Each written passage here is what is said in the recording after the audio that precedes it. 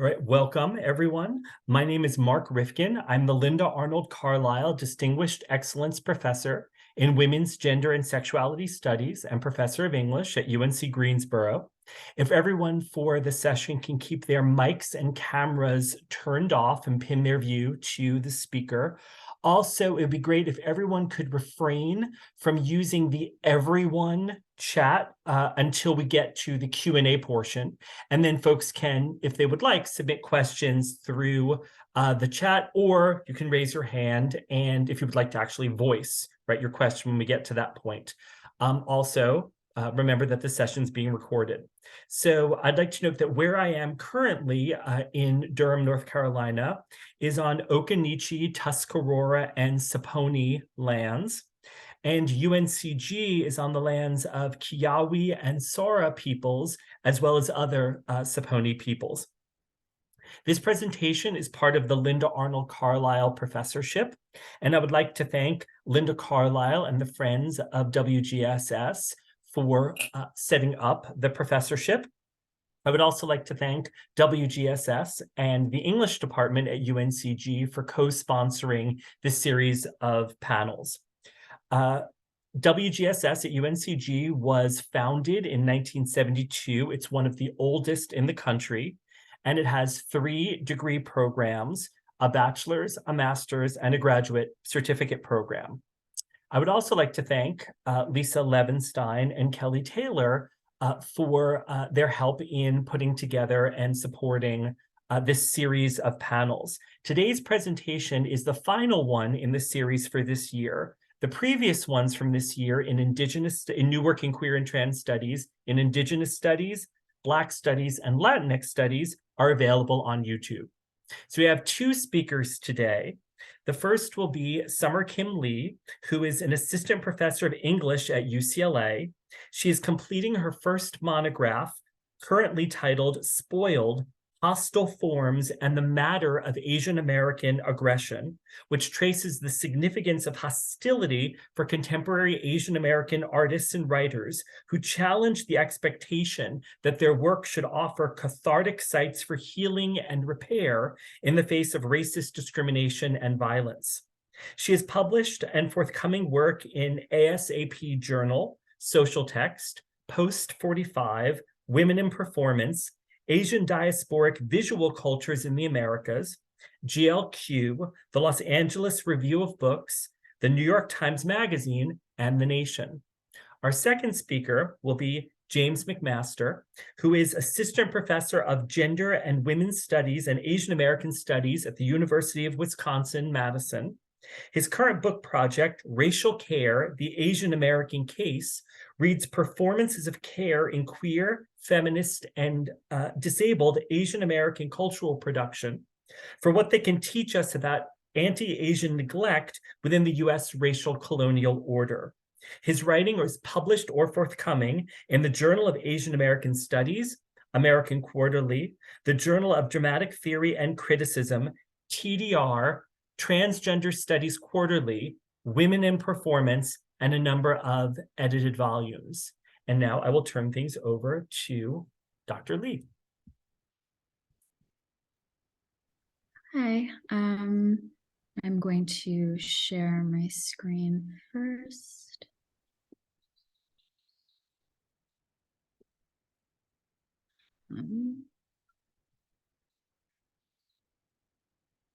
Okay. Hi, everyone who's here. Thank you for coming. I'd just like to thank Professor Mark Rifkin for the invitation to give this talk and for all of his communication leading up to now. And I'm especially excited to get to share work alongside Professor James McMaster, whose work I've admired for a long time. And I'd also like to express my gratitude to the WGSS program and the English department at UNC in Greensboro for sponsoring these talks. And also, so before going any further, I want to acknowledge that from where I sit, I take shelter and refuge on the traditional, ancestral, unceded territory and historical homeland of the Gabrielino Tongva peoples. And from here, I remain attuned to how occupation and education are intertwined colonial projects, and how sitting with this knowledge shapes the work we do and how we proceed in our discussions with each other as scholars and teachers and thinkers. So today I'm excited to share work from my book on what I'm calling The Spoiled. And in the book, I trace the significance of aggression and hostility for Asian American artists and writers in the late 20th century and to the 21st century, who challenged the assumption that their work should be cathartic, idealized sites for healing, recovery, and repair in the face of racist discrimination and violence. And so I'll just briefly explain. So in her collection of essays, Minor Feelings, Cathy Park Hong defines these titular feelings as, quote, the negative, dysphoric, and therefore untelegenic, built from the sediments of everyday racial experience, end quote. Despite Hong's descriptions of minor feelings as durational and accumulative, without release or resolve, her book has become cathartically therapeutic for Asian American readers who look to Hong for advice. Readers have asked her, quote, what should I say to someone who says, where do you come from, end quote, or, quote, my mother is super toxic, what do you think I should do, end quote. Published just prior to the COVID-19 pandemic, Minor Feelings offered language for how it felt when Donald Trump made references to the Chinese virus and Kung Flu virus, when 6 Asian women were murdered in 3 spas in Atlanta, and when video footage circulated of attacks on Asian elders throughout the US. For Asian American readers, the book became a source of healing and affirmation in knowing someone felt the same way they did and gave it a name. How does this burden Hong with the expectation to nourish and nurture her reader? How does the desire for therapeutic identification limit the ways we experience our aesthetic encounters with literature, poetry, music, art, and film, and the kinds of transformative politics and just futures they make possible? Such reception of contemporary Asian American art and literature can often express the desire to restore an originary sense of an Asian American identity and collectivity as a form of care, a way of feeling Asian frequently traced back to the US social movements of the late 60s. Alternatively, the works I read take up the spoiled, the racialized, gendered body in the varying abstract, opaque aesthetic forms, its vulnerability and volatility as that which de-idealizes and deforms corrective, inclusive modes of representation. The artists and writers I engage with, such as T.J. Shin, who will be the focus of this talk, insist on the defamiliarizing aspects of Asian racialization through formal material experimentation with the body over realist and or sympathetic representations of Asian American subjectivity and social life. By engaging with the spoils of the body, what it absorbs and secretes in its indulgence and excess, these artists and writers activate alternative sensibilities and reading practices within contemporary Asian American social life that counter flattened, ameliorative modes of representation. So as something is spoiled, it has gone bad, lost its value, fallen out of use and into disrepair. At the same time, the spoils are materials seized by force and with desire precisely for their value in the wake of extractive violence or in return for an opportunistic favor. When someone is spoiled, they too have gone bad. They have been given too much, which they consume thanklessly in willful, belligerent play, at the risk of those around them, but also to themselves. To be spoiled simultaneously enables and results in destructive forms of self-indulgence and excess that cannot, however, guarantee security and protection. For in its rottenness, the spoiled devours, but it also leaks. It cannot hold all that it wants to contain. The spoiled then works against fantasies of self-possession, purity, and autonomy. As a hindrance to utility and productivity, the spoiled gestures to its mishandlings and failures, which demand from us different kinds of critical engagement and different kinds of political expectations and desires. So my book considers how the political desires we hold in Asian American studies of affirming and preserving a stable Asian American subjectivity might be expressed differently if we approach them as spoiled ideals. They have spoiled not because such desires are wrong or in need of fixing, but because as sites of dissatisfaction, they offer the means to take seriously the misalignments, frustrations, and annoyances that come out of the impasses that Asian American has come to create over time, especially for those who are assumed to identify themselves as such. What would happen if we risked doing some damage to our ideals of love, collectivity, and wholeness? I argue that we must look to what we might want to discard, to what we think no longer serves us in its deviations, to what might ruin us, as the spoiled that might bring us closer to giving a fuller, more rich account of Asian American social life in the contemporary moment. So for the remainder of this talk, I turn to the spoiled as the contaminated and contagious, inhabiting hostile conditions in T.J. Shin's work with mugwort.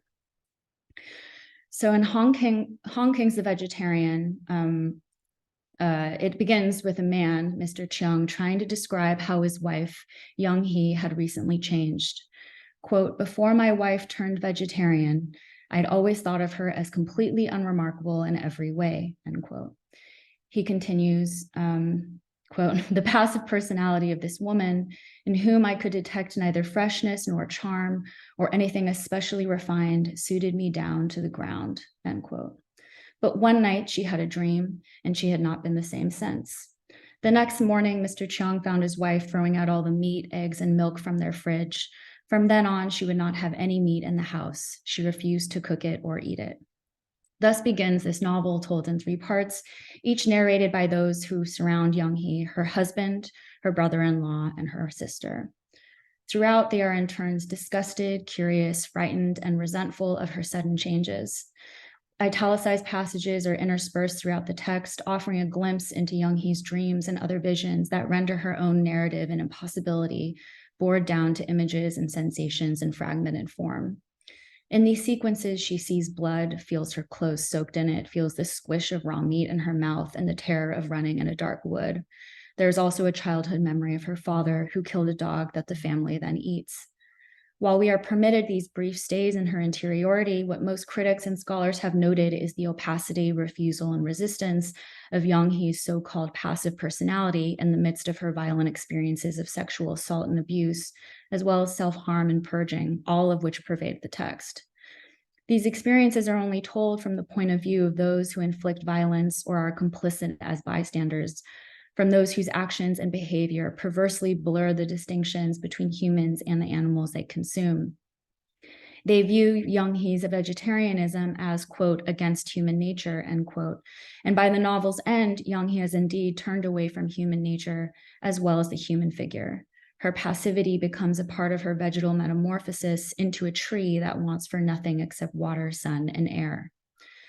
Kang was inspired to write The Vegetarian, initially a short story titled, quote, "The Fruit of My Woman," end quote, after reading the Korean modernist poet Yi Sang.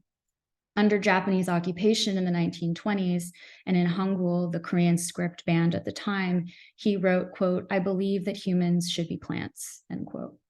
For Sang, the qualities of a plant, of a rooted stasis, catatonia, and muted withdrawal characterized Korean people's collective response to the violence and censorship faced under Japanese imperial rule. Scholars have read Young Hee's transformation as the enactment of an emergent mode of ecofeminist critique and world-making through interrogations of the relation between meat eating and masculinity, gender norms and eating disorders, and what Rose Casey calls, quote, "willed arboreality," unquote. When met with the brutality and force of patriarchal violence, Young Hee remains still and unmoving. She also becomes smaller, emaciated, all sharp angles, and starved, soon refusing food altogether. Vegetal life is thought of that which is lesser than, on the lower end of animacy hierarchies. To become a plant is to become less mobile, less affected, less flesh and muscle, less speech and expression. Those around Young Hee see her becoming less human and more animal, more strange and frighteningly unfamiliar. I wonder how we might think differently about the vegetal, not through an as subtraction and deprivation for the purposes of attaining and aspiring to purity, but as productively and abundantly corrupted and corrupting. In other words, although Kang, through Sang, imagines a vegetal life as a form of refuge, recovery, and purity in the face of violence and trauma, here I consider how Young Hee's metamorphosis is, as Alexis Shotwell would put it, quote, against purity, end quote. So as Shotwell points out, the desire for purity in the contemporary moment marks the beginning of the Anthropocene. Quote, "The moment that humans worry we have lost a natural state of purity or decide that purity is something we ought to pursue and defend, this ethos is the idea that we can access or recover a time and state before or without pollution, without impurity, before the fall from innocence, when the world at large is truly beautiful. The desire for purity is belated, signaling the moment of the after some changes that feel irrevocable, and to which one must respond, akin to Young Hee's own change in the face of violence that implies an undoing and a return to earth, to some other simpler state of being. Shotwell writes, quote, being against purity means that there is no primordial state we might wish to get back to, no Eden we have desecrated, no pre-toxic body we might uncover, end quote.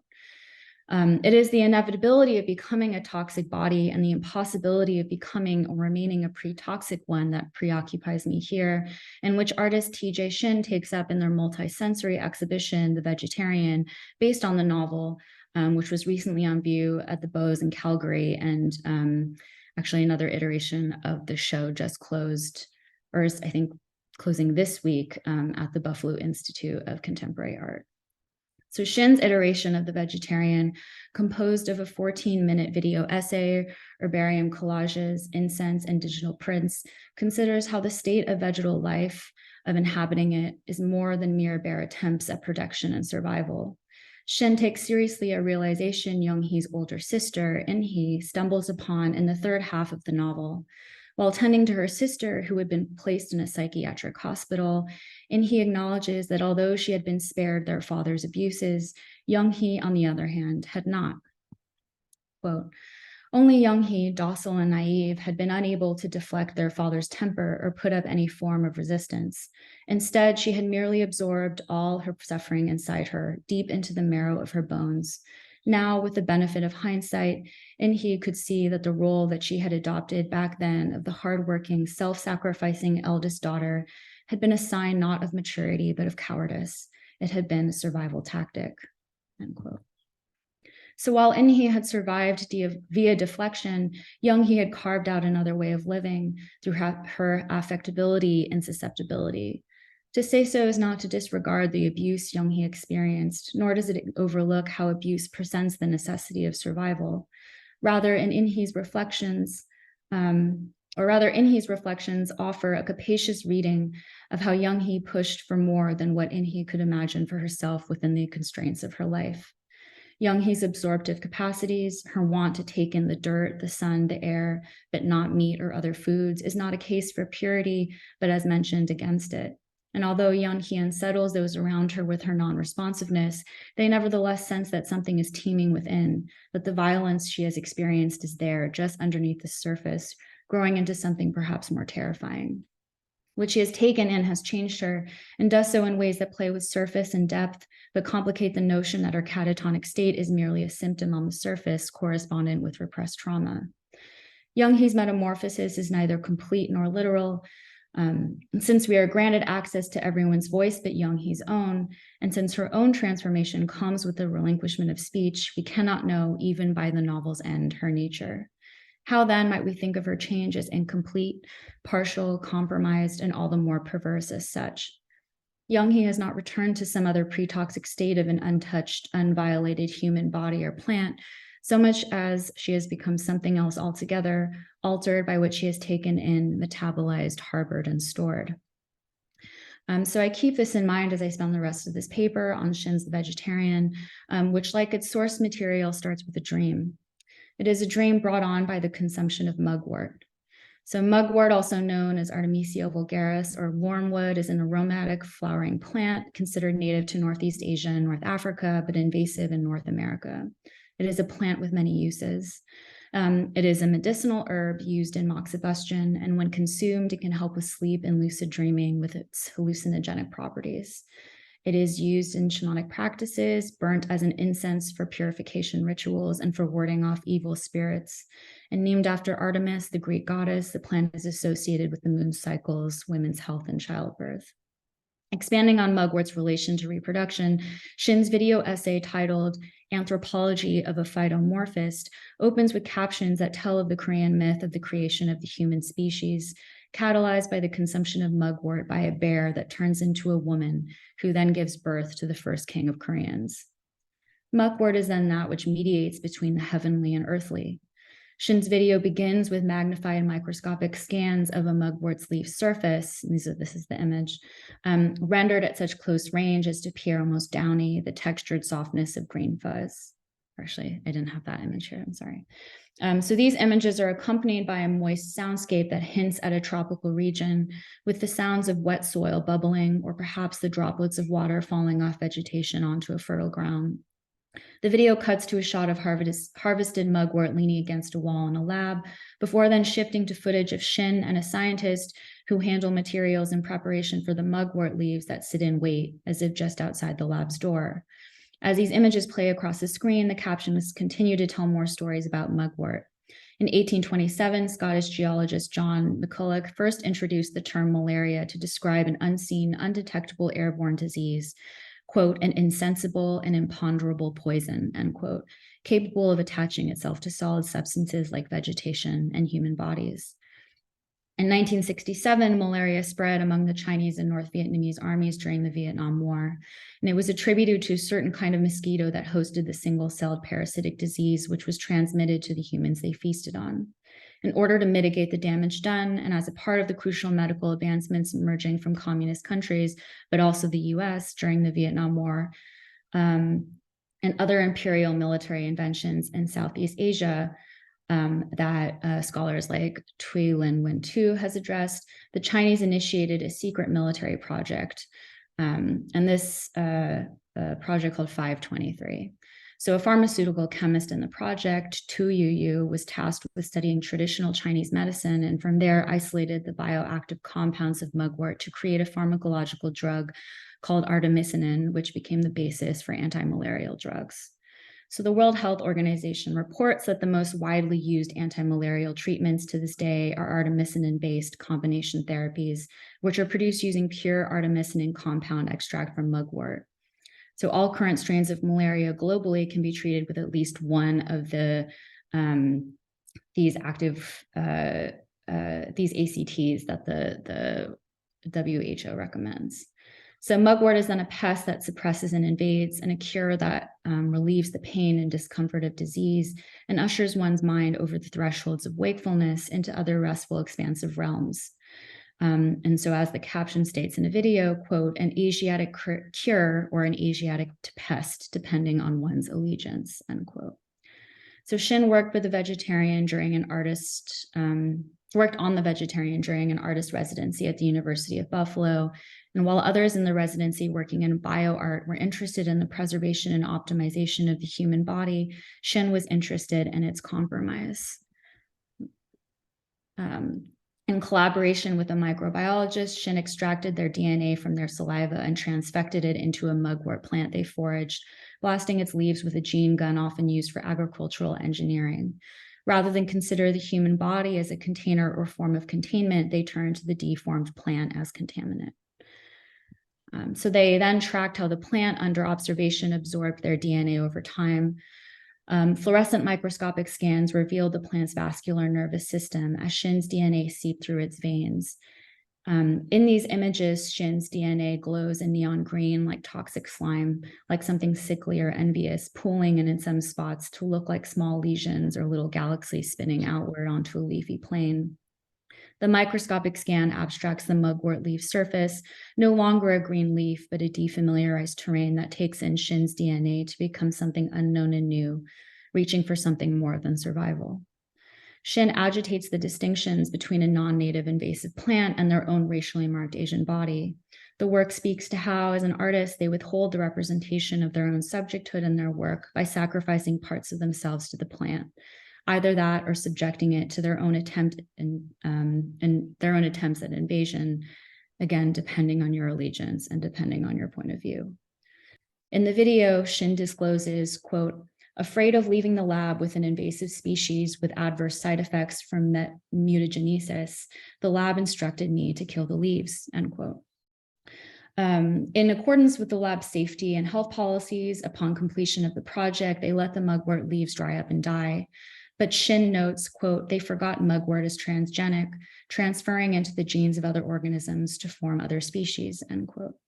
It is an invasive species after all, and the so-called damage had been done.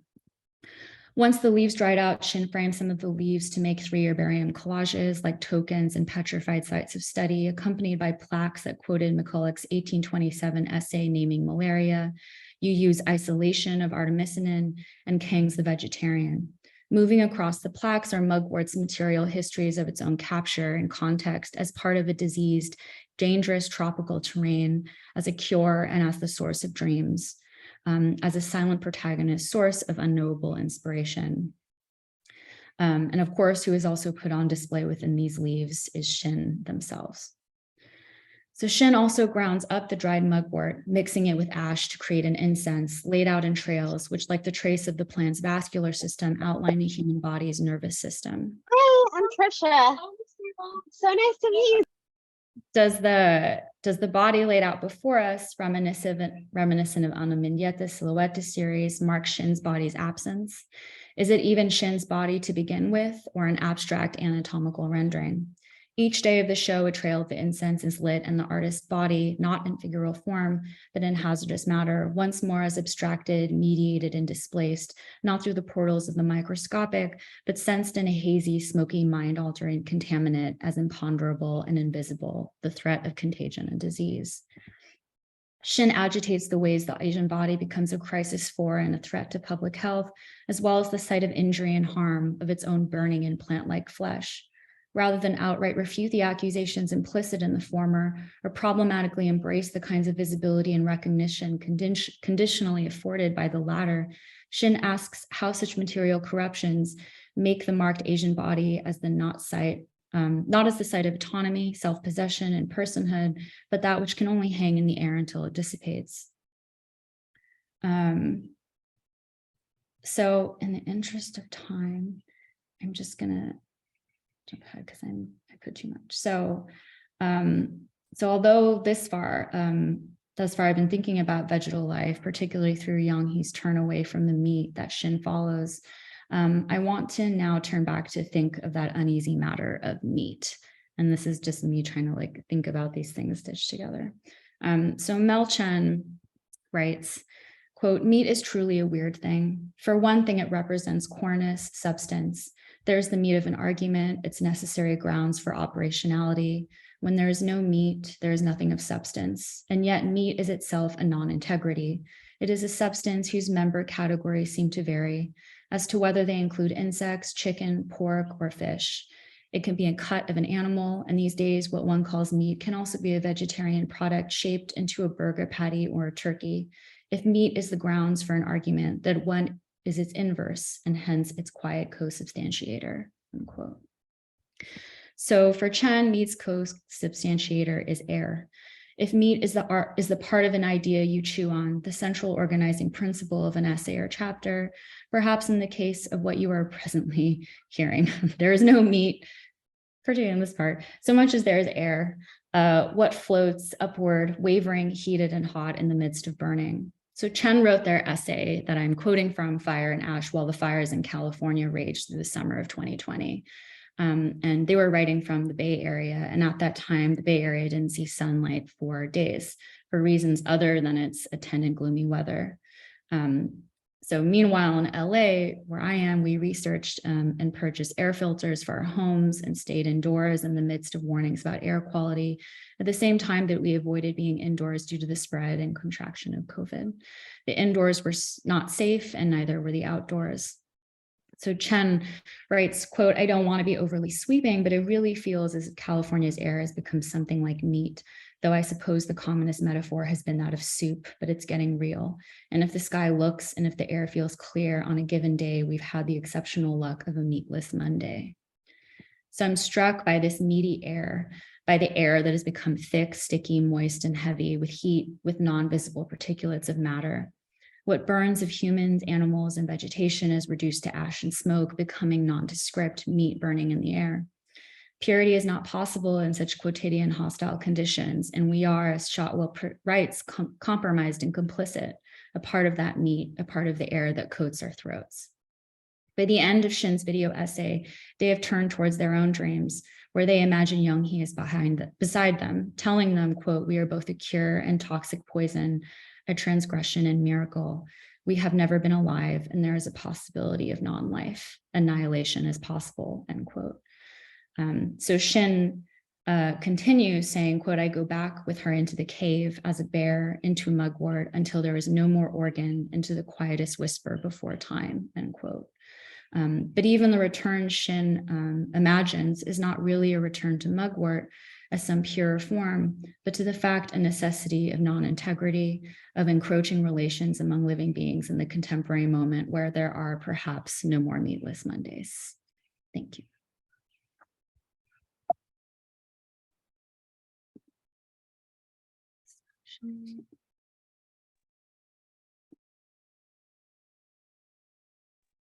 Now we'll turn things over to Professor McMaster.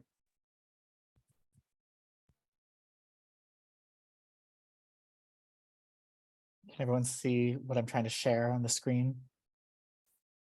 Cool. Hey, everyone. Summer, that was wonderful.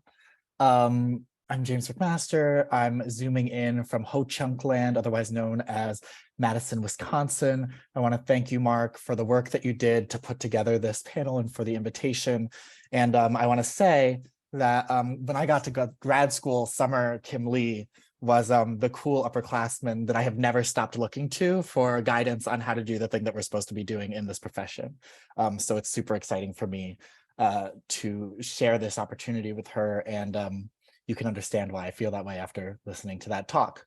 What I'm presenting today is newish work. It's really still very much in development, so I would welcome your generosity and your feedback and your help. The title is Coming Apart to Come Together Anew, Family Acceptance in Everything Everywhere All at Once. The stories that we usually tell about family acceptance in the context of queer Asian American life tend to follow a predictable pattern. Take, for example, this one-page explainer assembled by the National Queer Asian Pacific Islander Alliance in collaboration with API Rainbow Parents, a subgroup of PFLAG New York City. The document begins by explaining that when a loved one comes out, it is natural for family members to have questions, and it follows this claim by dispensing well-worn kernels of conventional wisdom. People do not choose whom or how they love. Parents and their LGBT child did nothing wrong. LGBT people have happy and successful lives, the sort of one-liners that have long tended to the anxieties of straight parents. Another, much longer document assembled by the Human Rights Campaign in 2018 in collaboration with Incapia also couches the question of family acceptance in the precipitating event of coming out. Amid some explanation that coming out should not be a social imperative but a personal choice, the document's section on family acceptance presents a teleology within which parents pass from the starting point of denial through opposition, tolerance, recognition, understanding, and acceptance in order to arrive ultimately at celebration. This path from denial to celebration is called the coming out continuum, but it is more like a one-way street, the arrow threading through the graphics, proposed stages moving only in one direction. The assumptions embedded in each of these materials are myriad, and they reflect the assumptions of much social scientific research on this topic. There is, first of all, the assumption that family acceptance should always be linked to coming out. Coming out is figured as the cause for family acceptance discourse, and any familial antagonism that precedes a formal declaration of queer identity goes unmentioned. There is also the assumption that family acceptance refers narrowly to a parental acceptance of the LGBTQ child. The problem is assumed to be located in an individual parent's ideology or ignorance. And this way of thinking gives way to another assumption, which is that parental homophobia might be most effectively addressed through education and through the intentional provision of new information delivered kindly and carefully. In outlining these assumptions, my intention is not at all to deride or dismiss the family acceptance efforts advanced by Incapia, API Rainbow Parents, or even the HRC.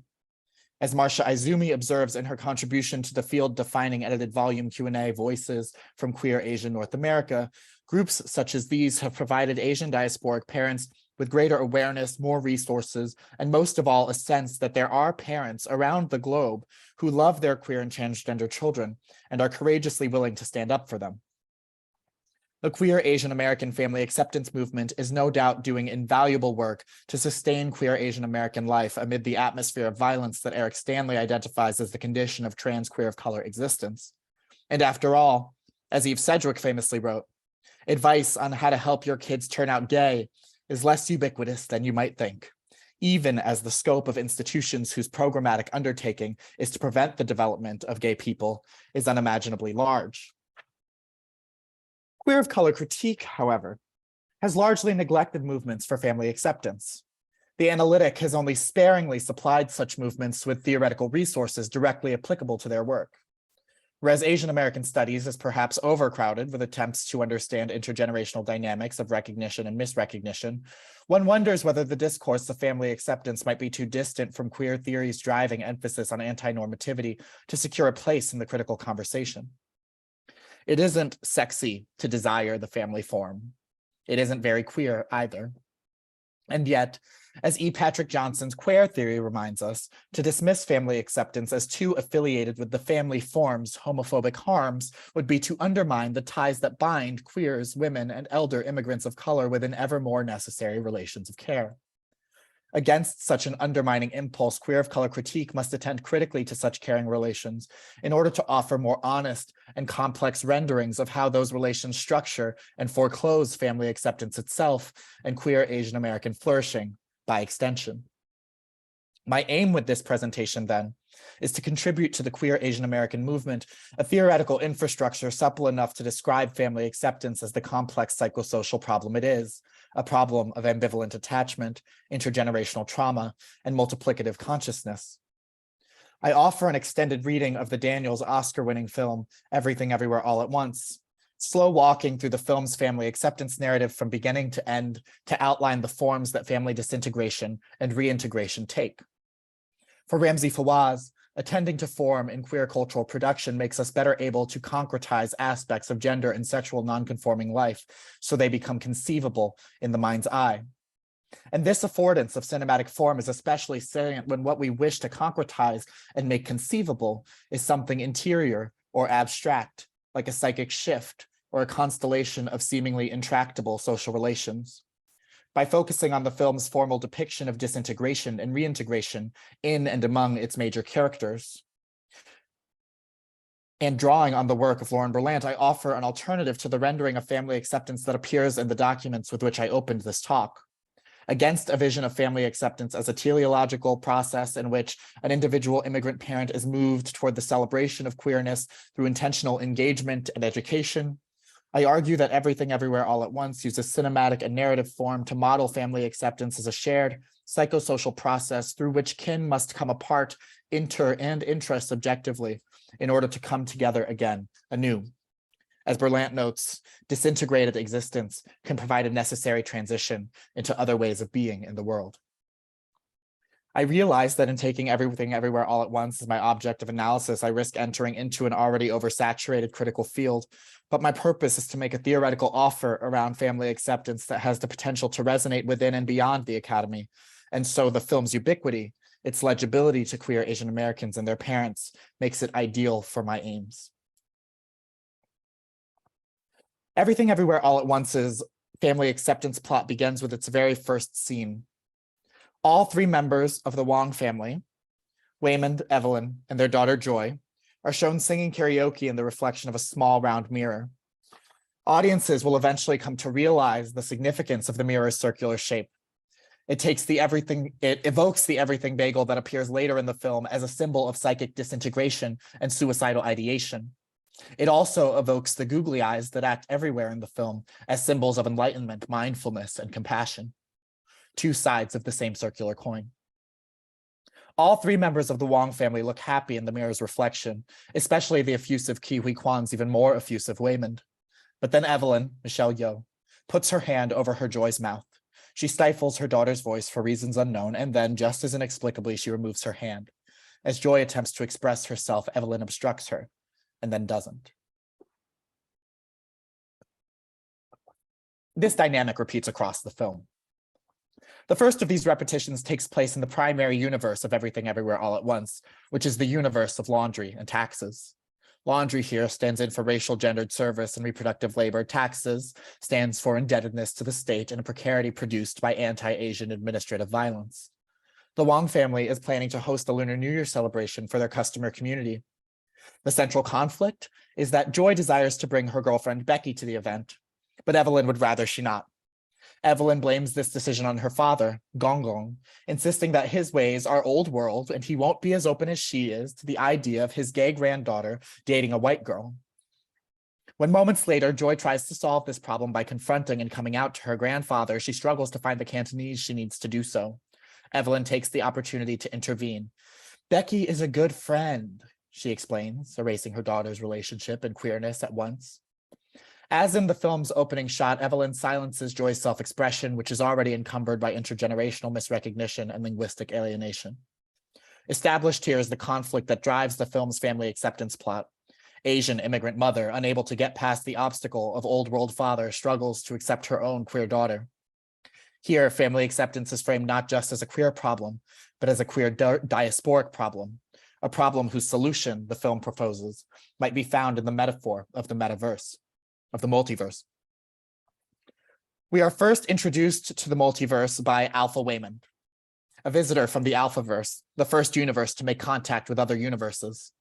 In the Alphaverse, Alpha Evelyn has discovered a way to connect her consciousness to another version of herself in another universe, accessing all her memories, skills, and emotions.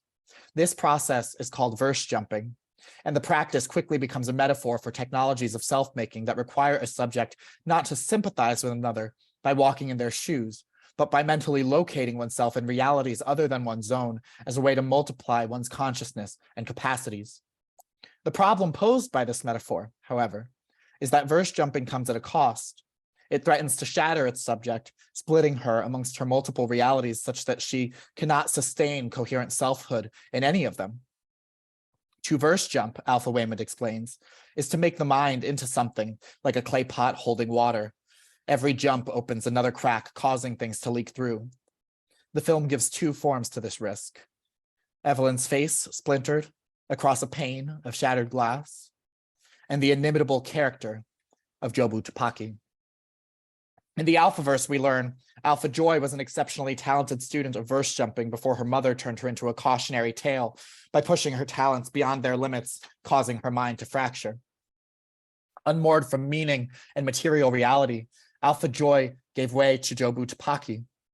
For Anne Chang, Jobu Tupaki is an embodiment of Asian American pessimism, a sketchy spin on Afro-pessimism that is meant to highlight the unrelenting experiences of exploitation, exclusion, and assault that currently and historically characterize Asian American life, often without attracting the attention of would-be allies. But cast in the mold of Alpha Wayman's clay pot, Jobu Tupaki is perhaps better defined by her heightened experience of something like pathological multiversal dissociation. Dissociation becomes pathological, writes Philip Bromberg, to the degree that it proactively limits and often forecloses one's ability to hold and reflect upon different states of mind with a single experience of me-ness. Joy, as Jobu, knows no single experience of me-ness because whatever is left of herself is shattered and scattered across the whole of the multiverse, giving metaphorical form to dissociative unwellness. She is a queer Asian American daughter lost in a non-place akin to the territory that David Eng and Shin Hee Han call psychic nowhere. This, the film seems to insinuate, has something to do with the oversaturation of the present moment's networked public sphere. In some ways, Jobu Tupaki is just like we are, unable to be present to the intimate pleasures of now because of the whiplash speed with which she is exposed as a result of new technologies to unending images, sounds, and other stimuli. In this reading, the everything bagel that Jobu Tupaki assembles and shows to Evelyn late in the film is a representation of the internet's infinitude of information. The everything bagel stands for what Berlant calls the overcloseness of sociality, the ongoing pressure of a racist, misogynist, xenophobic, homophobic, and otherwise overwhelming world from which the warm embrace of one's loving family is meant to provide important shelter.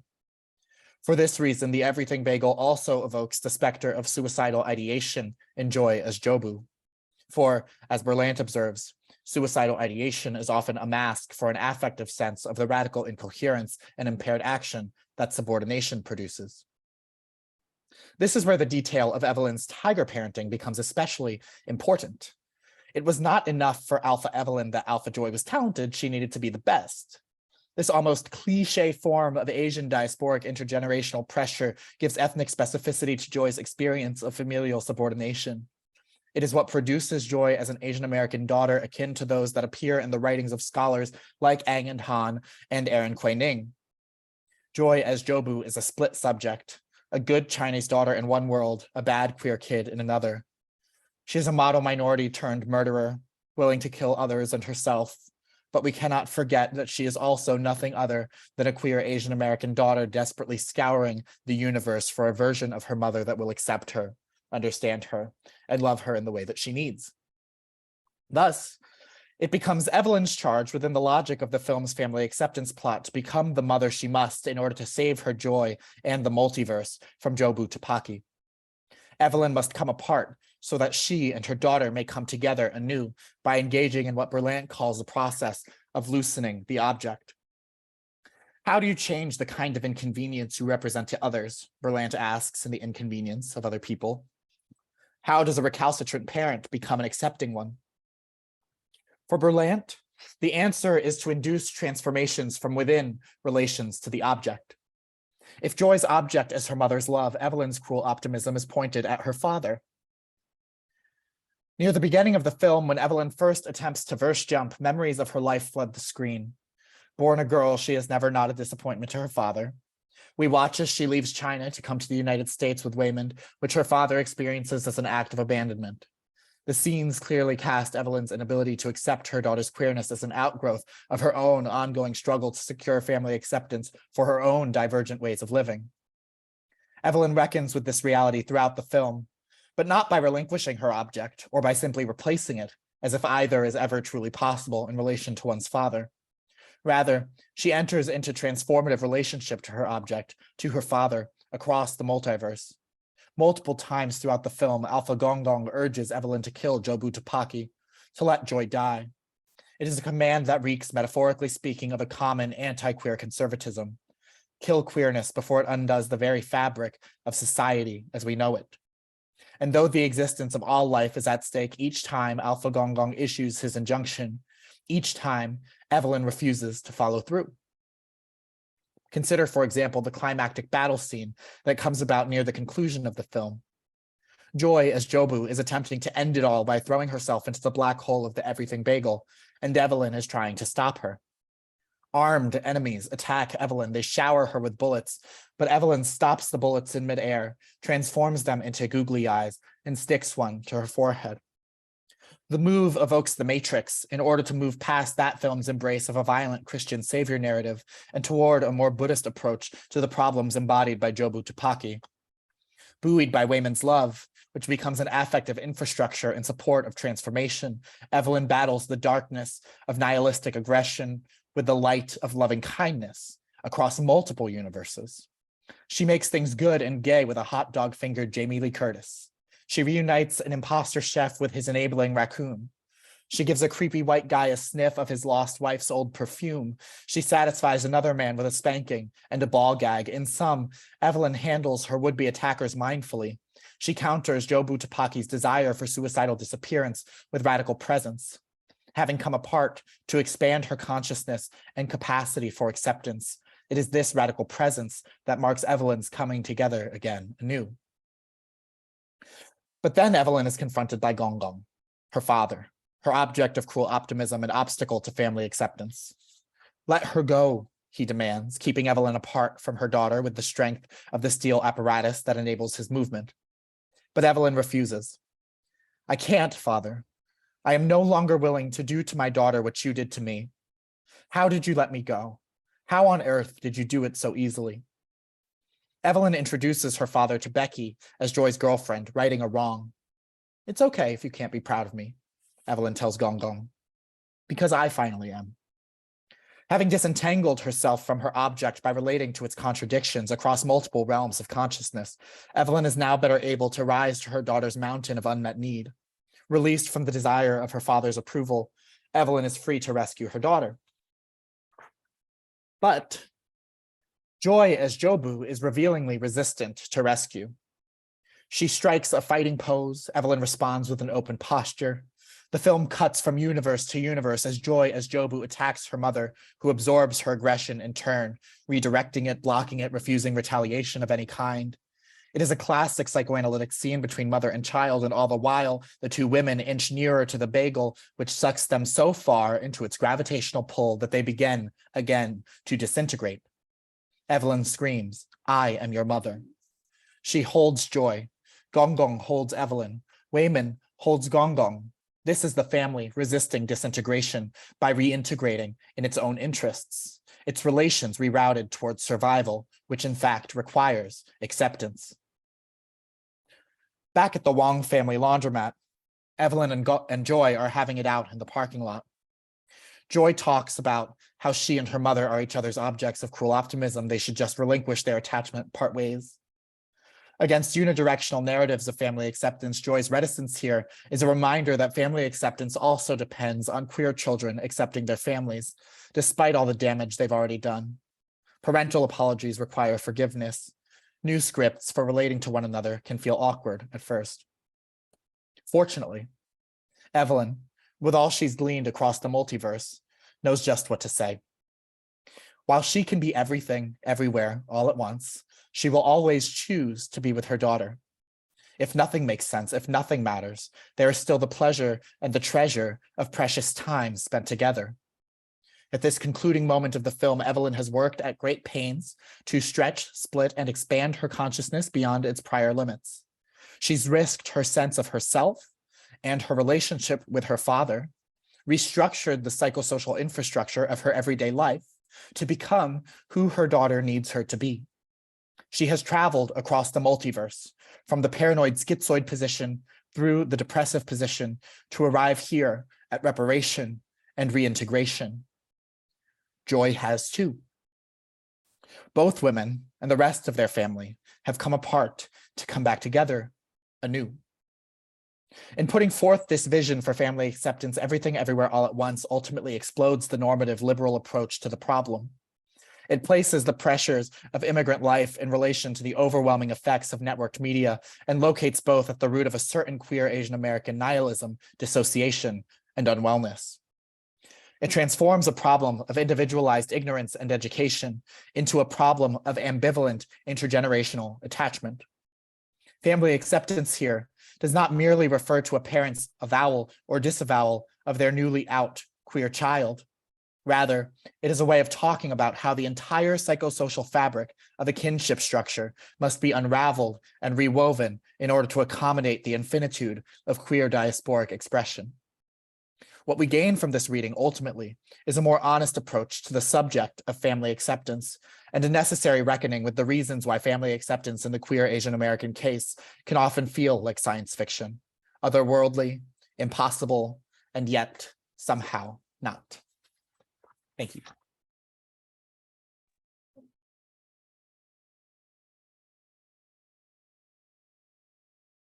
Okay. Thank you so much to both Professors Lee and McMaster for your papers. And now I'll open it up for questions, comments, thoughts. If you want to pose a question in the chat, please feel free to do so. Or if you would like to raise your hand and voice your question to our presenters.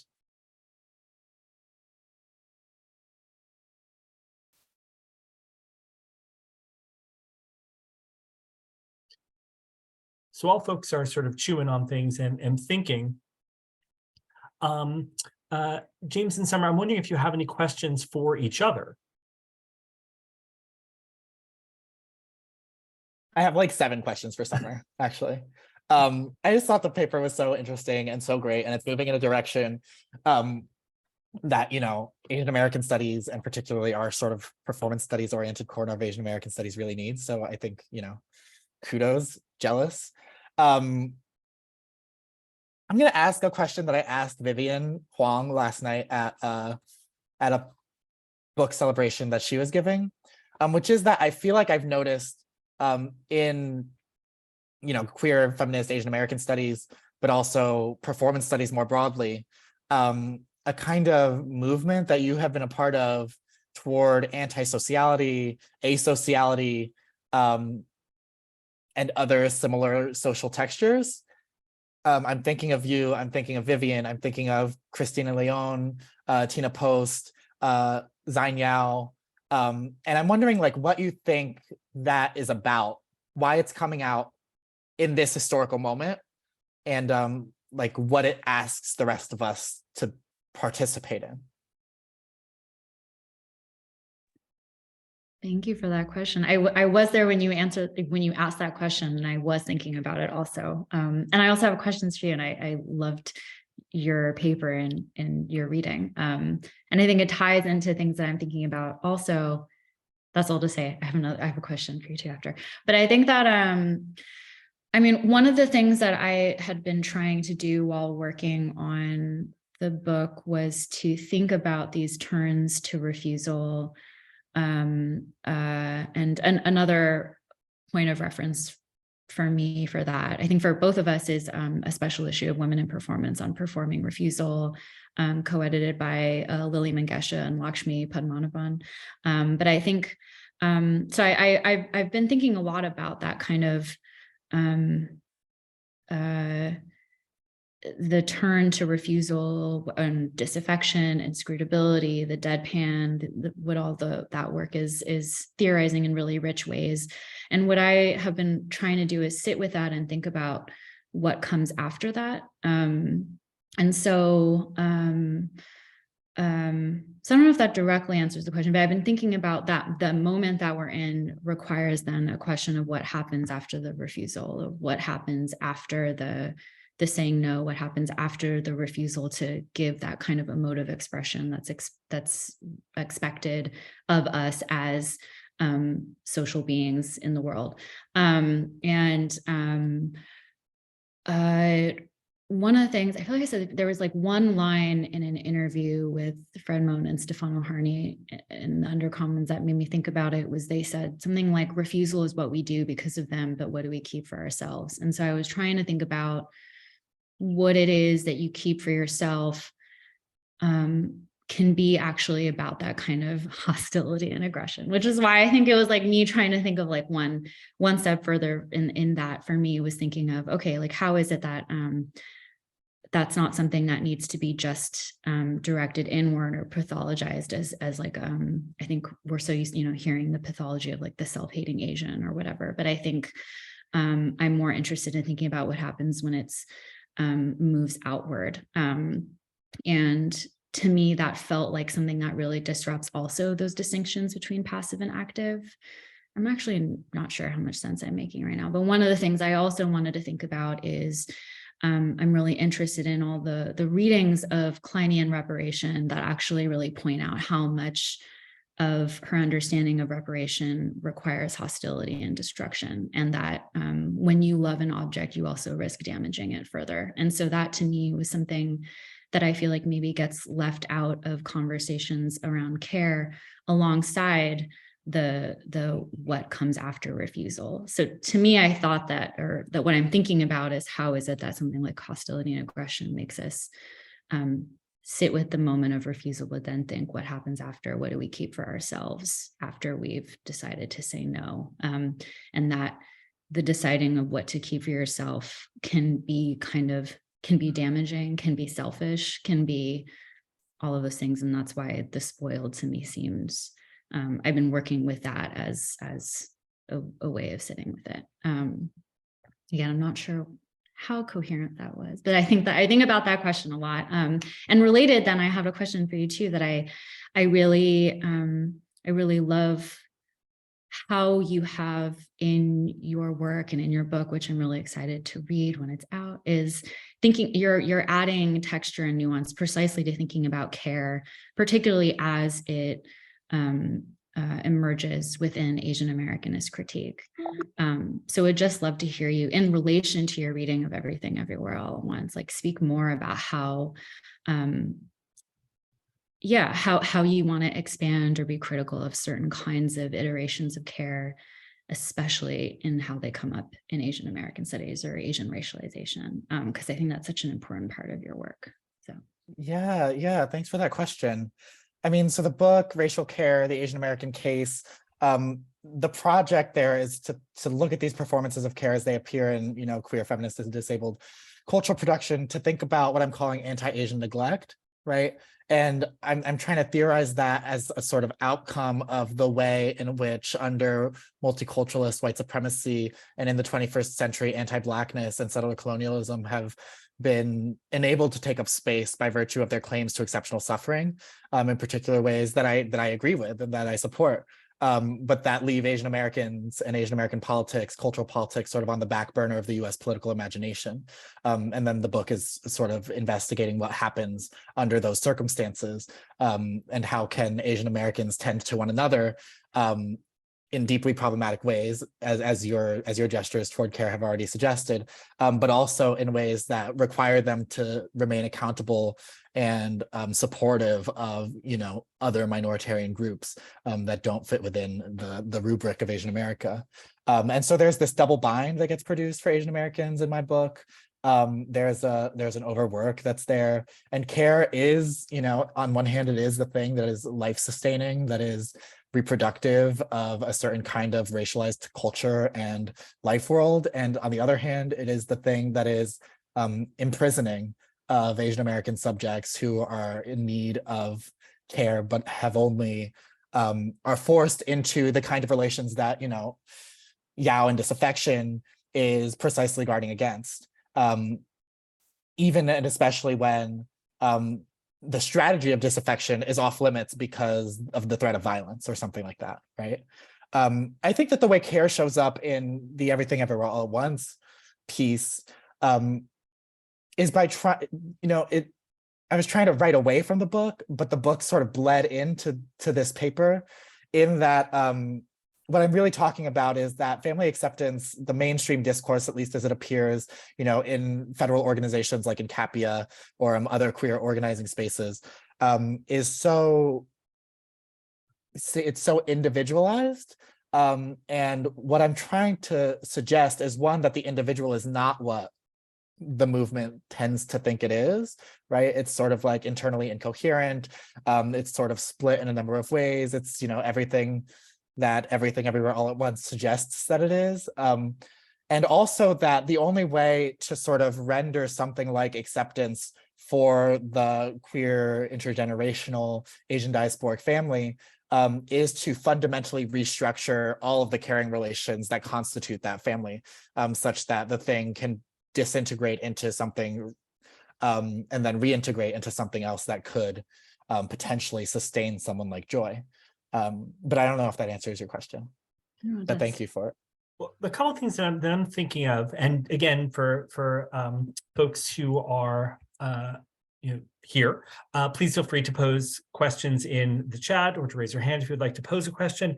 But so Summer, I'm thinking about the your response to James's question, right? So the question of asociality, of refusal, and what comes after. I'm wondering about, in your discussion, particularly of T.J. Shin's piece, the ways that their DNA is injected into the mugwort, right, plant, which has its own sort of really complicated, impure, right, history. I kept thinking of this as, how do we understand this, that gesture, right? How do we understand that in sort of queer trans-analytical terms, specifically trans-analytical terms, as a kind of worrying of the boundaries of the human, or the ways that personhood conventionally kind of gets defined, and thinking about the ways that what comes after may be not the narrative of, right, as James was talking about, of reunification, of a kind of coherent liberal subject who is the seeker of rights, or a sentimental subject who is belonging within the family, right? As James was noting, the kind of emphasis within, the historical emphasis on intergenerational tensions and negotiations within Asian American, right, studies, as in some ways operating implicitly within a kind of sentimental, right, frame, that's sort of trying to think, and I think it's kind of trans-analytic of personhood, thought through Asian diasporic kind of dynamics. So I'm wondering if you might sort of speak a little bit about what might be sort of trans in your own thinking around kind of asociality or refusal, what might be trans in T.J. Shin's work, but then also, James, so I think coming to this question of feeling and the sort of dynamics of aggression, right, as Summer was talking about. One thing that I noted in your discussion, it sort of connects to some of my own thinking, is, so Lauren Berlant in Cruel Optimism, their argument is that the very things that you are affectively attached to, right? You affectively identify with or relying on, right, are the things that are blocks to your flourishing, right? And that blockage can have a number of different emotional relations, but the cruelness of the optimism, it's a block to your flourishing, right? But as James, as you noted, that you said at one point, the mother and daughter in the film are each other's forms of cruel optimism, right? But it's so they're blocked to flourishing, but also that they are the means of flourishing, right? And so wondering to what extent something like a formulation like cruel optimism and the idea of a kind of queer turn to something else, right? The idea that one's affective and political investments are necessarily somehow going to be non-aggressive, right? Are not going to be caught up in negative forms of feeling. To what degree is that a kind of whitened understanding of affect, right? Which then leaves aside the question of the ways that units of social reproduction, call it the family or not, right, play different functions, right, for, let's say, queer and trans folks of color specifically, right, queer and trans Asian Americans. So I'm wondering if you could speak about sort of how you're thinking about the difference that one has to, the different ways that one has to approach kind of affect theory, right, from within queer and trans Asian Americanist analytics. So if either of you want to take up either of those. Yeah, thank you so much for that question. And it speaks to, I mean, TJ Shin is in conversation with, there's another chapter of the book I'm working on that's on other parts of Shin's work alongside the artist Jess Fan.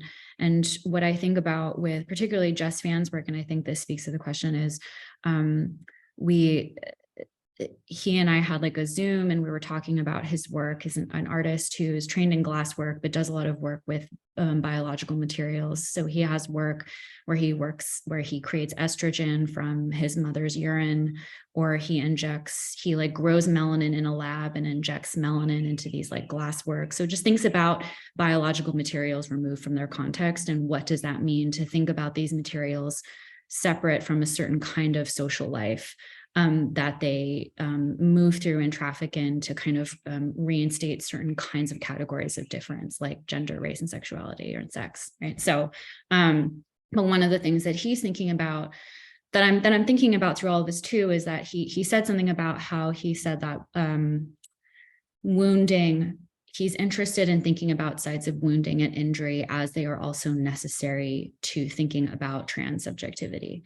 And so he's saying, because he has some works where he does like casts of his body before and after top surgery, and is thinking about and also works with just all of these materials of thinking about how is it that sites of wounding actually become really instrumental to thinking about queer and trans bodies. And so that it actually, rather than thinking of wounding as a bad thing, he's like, no, what if we actually see that as like a really generative and productive site that's actually really necessary for some people's survival? And so that's something that I think comes up a lot here, and I think comes up more broadly in the feelings in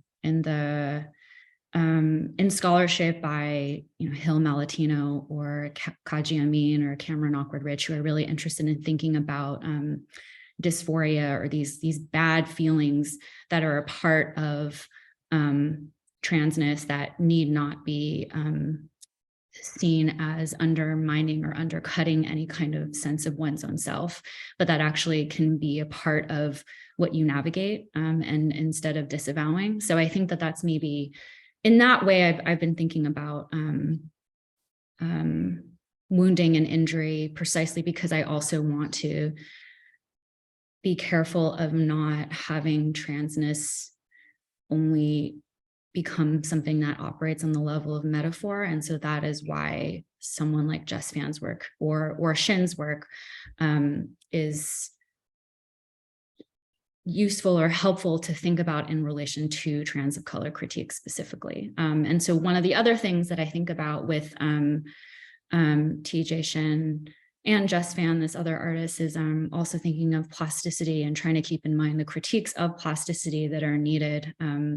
So whether that be from the point of view of Riley Snorton and Jules Gill Peterson, who offer these kind of critiques of plasticity as seen as like this thing that we want to value and uphold as all possibility and potentiality.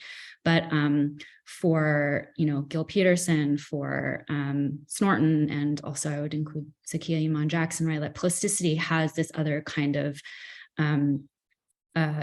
history tied to biopower, right? Tied to the ways that plasticity is lent to the human through the kinds of devaluation of people of color's bodies and trans people of color's bodies. So I'm trying to like think about all of how plasticity also fits into the work that Shin is doing, the questions around that.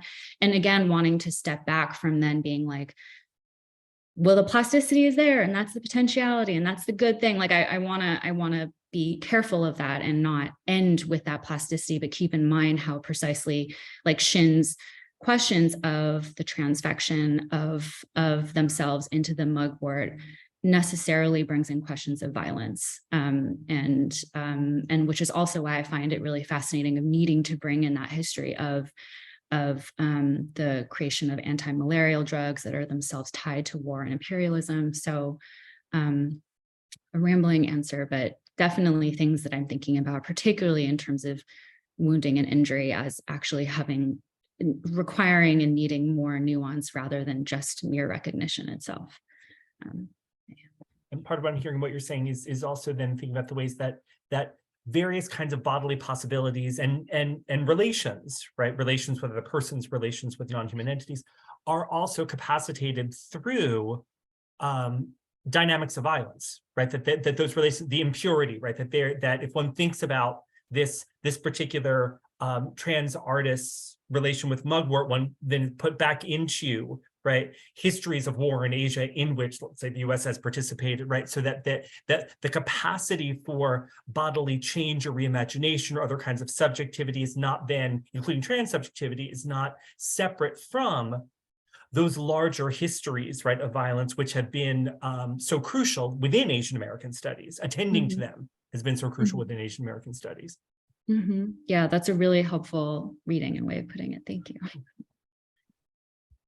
I'll take a stab at the question that you posed, which I'm sure I'll be thinking about much longer than this Zoom will last. So there's like a discourse in queer diasporic theory that was like living alongside my writing of this piece, which is the discourse that is around the category of home. So, in racial castration, David Eng is talking about home as the sort of contested site for both queers and Asian Americans. And then Gayatri Gopinath shortly after that says that we need to refigure that understanding to account for the sort of femme Asian diasporic subjects who choose to inhabit the home or may not choose to, but do inevitably inhabit the space of social reproduction in the home, and then sort of disrupt or reframe those relations and that sort of context from within. And in the context of my reading, I resonate with Gopinath's description because it resonates with what Lauren Berlant is saying about loosening the object by staying within relations to it that can become contradictory, or that can be aggressive, or that can just expose, just can land on you in a different way that you can then absorb and change in relation to that relation, and then become different and maybe find yourself attached to new objects and better objects than the ones to which you are cruelly optimistically attached. And so all of that to say that I don't think actually that Joy and Evelyn are each other's object of cruel optimism. I think that Evelyn is Joy's until Evelyn is able to reckon with and sort of restructure her relationship to her own object of desire, which is her father's love, right?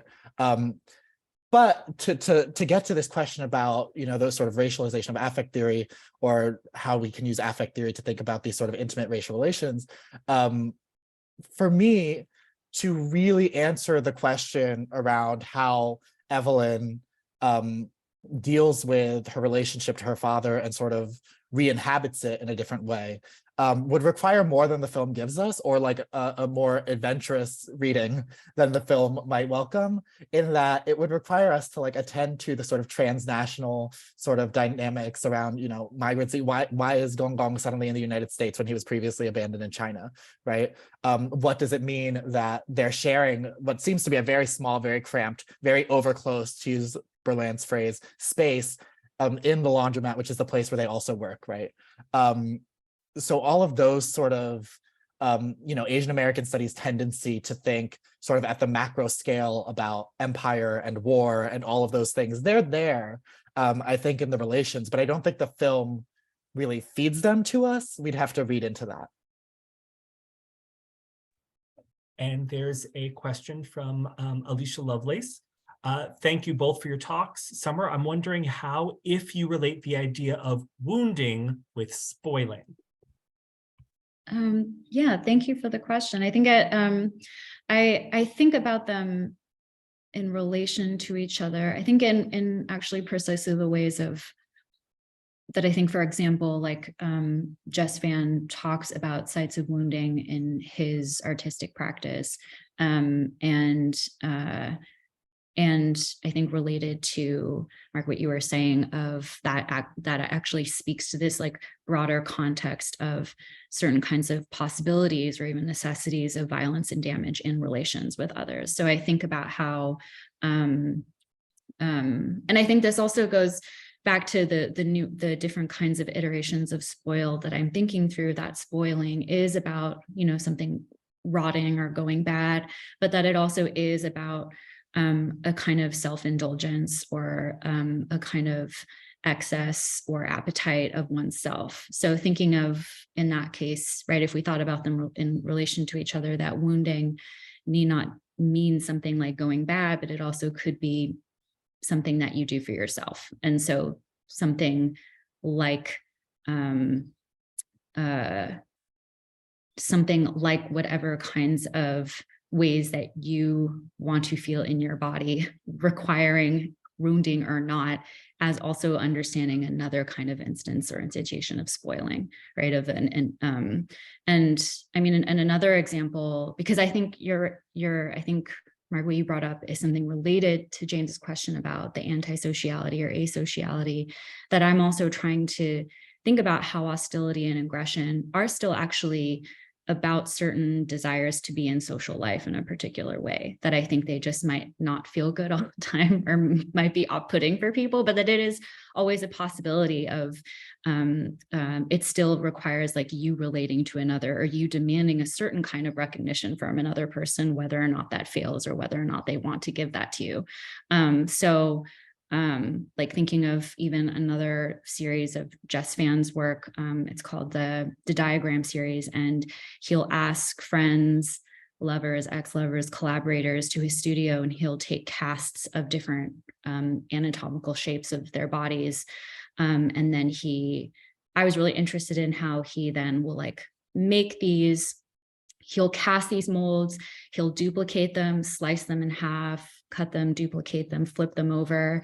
And to me, there's like something there where he's doing this as a kind of love or care for a friend or collaborator, of like making this kind of ode or tribute to a shape of them, right? But that it also requires this like cutting, this duplication, this abstraction of the shape from someone that he cares for. And so I think that, again, maybe that's like another iteration of where like wounding and spoiling meet, that I think, right, is an insistence on, it's not like against care, it's just about a certain understanding of what that care is, and that kind of wounding and violence always is there, and whether or not it actually is acted upon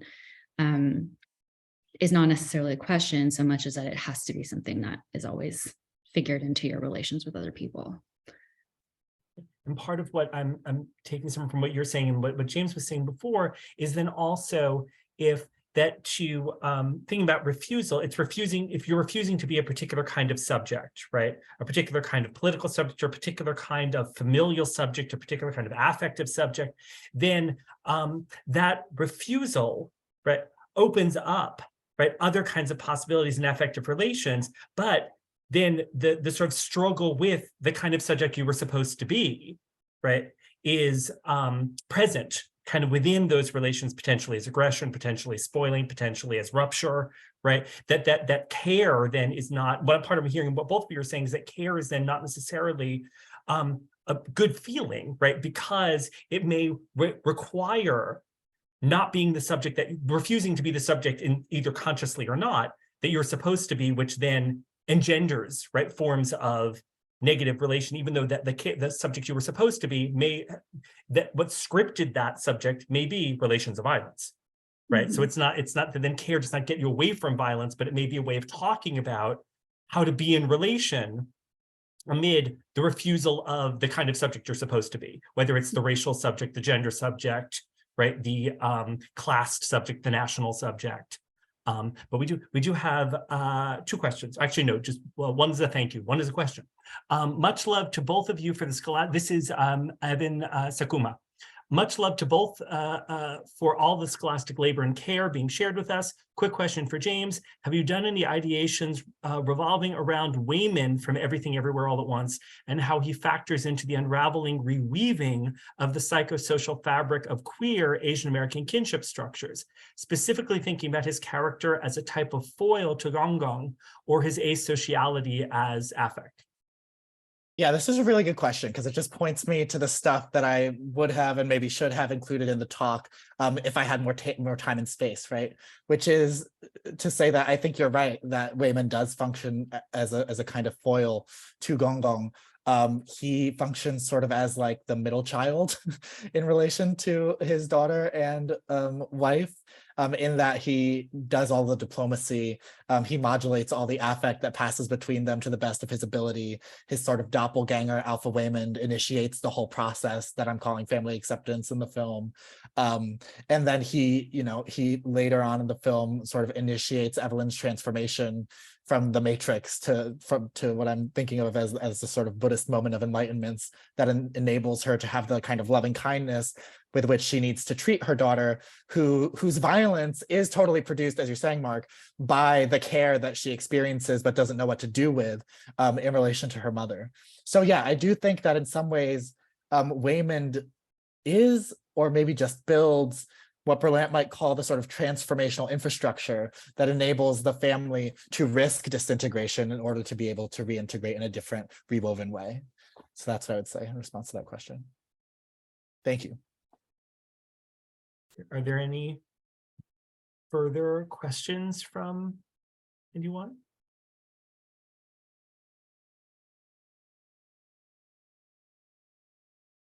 Okay, Amelia Lee. Hi, thank you so much, both of you, for your talk. I really enjoyed both presentations. I'm going to try to articulate this question as clearly as I can. I've been thinking a lot about beauty.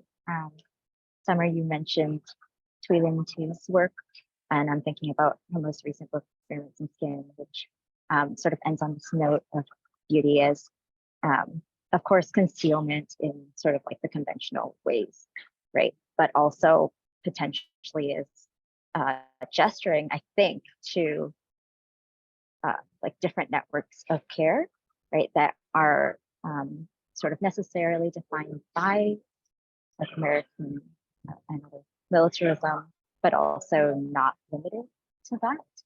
And then James, your talk, I think beauty, I'm just sort of trying to imagine it as like a bit more capacious than, you know, this idea of frivolity. I mean, I think that speaks to both of her talks, right? Like this idea of wounding is, I don't know if frivolous is the right word, but I'm trying to make connection like beyond spoiling in the most conventional understandings of that term. So I guess I'm wondering what you have to say about beauty, because this is a bit of a selfish question because this is where I'm trying to land my own research, but I just have always sort of thought about it.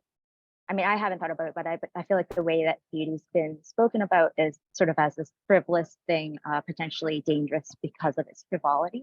I'm thinking though about Sadie Hartman's conception of beauty as like really not a luxury, but actually a space of possibility. Right. So that wasn't really a question, but I wonder if you have anything to speak to in relation to whatever it was I just said. No, thank you for the question and your thoughts. I think they, first of all, they made so much sense. And I think that I'm glad you brought up again experiments in skin, because I find the book so helpful precisely in these questions, right, of what kinds of practices of care and ways of cultivating or creating beauty can come out of right, which in the context of the book is in the wake of these kind of long-term intergenerational passing downs of I think it's like generally broadly health issues, but specifically around the skin because of Agent Orange. And so I think that your question on beauty is also something that I'm thinking about precisely in relation to injury and violence. I'm like thinking about violence a lot more than I thought I was, but I think about that in relation to, for instance, Anne Chang's book, Ornamentalism. And the part that I find so interesting about the way that book is talked about is I think there's like a want to move to the disidentifying with the ornament or object. But to me, I'm really interested in the part where she's saying that if we think about ornamentalism, it makes violence beautiful, and that's why it's hard. Where she says, like, how do we find a way of talking about that then, when the kind of violence or denigration of Asian femininity is something that looks beautiful, because we're supposed to be repelled by it. It's supposed to be ugly or grotesque. It's supposed to provoke outrage, not aesthetic appreciation or pleasure. And so I think I'm thinking about beauty in that context, right? Of that I don't know what more I can say right now, but it's something to think about, because that beauty becomes evidence of its own injury. But I think that is why it's worth interrogating further. And I think Experiments in Skin, for instance, does exactly that, of saying that this is a product of violence. And so these certain kinds of understandings of beauty are necessary in spite of that, and also because of it, and are also enabled by it. That is very scattered, but I will keep thinking about the questions and the comments that you made that were really helpful. And we're at time. So thank you very much to our presenters and to those who posed questions, and for everyone for coming out on a Friday afternoon. And take care.